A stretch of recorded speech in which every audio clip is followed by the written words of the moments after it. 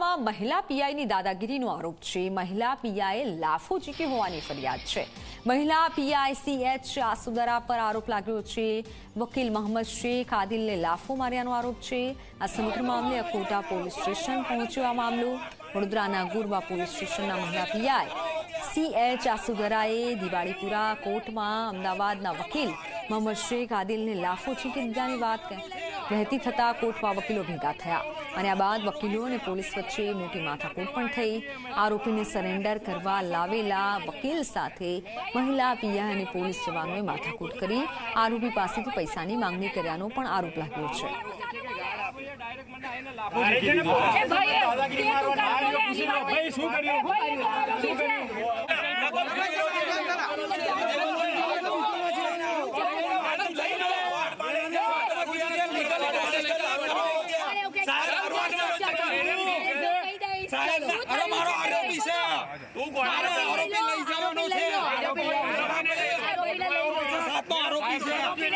Surrender કરવા આયા છીએ અમે અને પૂરો સાથ સહકાર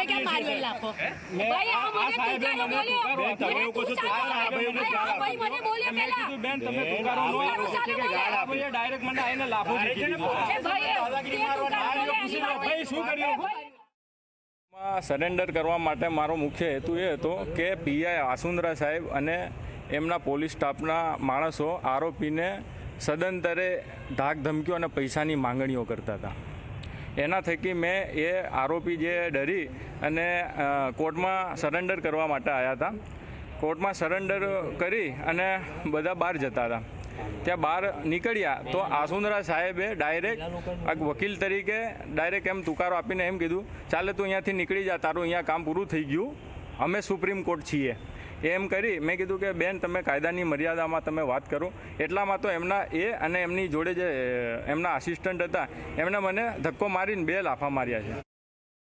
કંટ્રોલ રૂમ તરફથી સંદેશો આવ્યો હતો કે ભાઈ કોર્ટમાં એડવોકેટ અને પોલીસ વચ્ચે કંઈક થોડી બોલાચાલી થઈ છે, તો એ અનુસંધાને કોર્ટ રૂમમાં આવી અને જોયો આખો માહોલ।